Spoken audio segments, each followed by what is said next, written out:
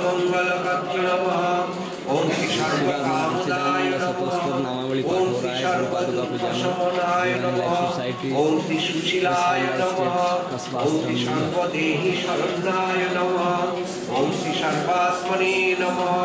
ओम श्री सर्वप्राणिष्प्रिये नमः। ओम श्री सर्वभूतानुकंपिने नमः। ओम श्री संस्कृताभीष्टदायकाय नमः। ओम श्री सनातनाय नमः। ओम श्री सत्यस्वरूपाय नमः। ओम श्री सर्वजिते नमः। ओम श्री सर्वोत्तमाय नमः। ओम श्री समस्त जानपूजिताय नमः।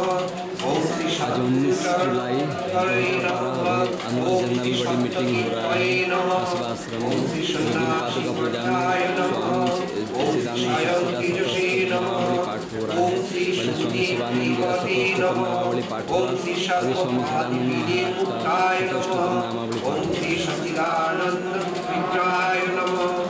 ओम श्री संसार रूप विशदे नमः। ओम श्री सत्यव्रताय नमः। ओम श्री सुचेताय नमः। ओम श्री सर्ववेदविदे नमः। ओम श्री सदाचारशीलाय नमः। ओम श्री सत्पदाय नमः। ओम श्री हंसाय नमः।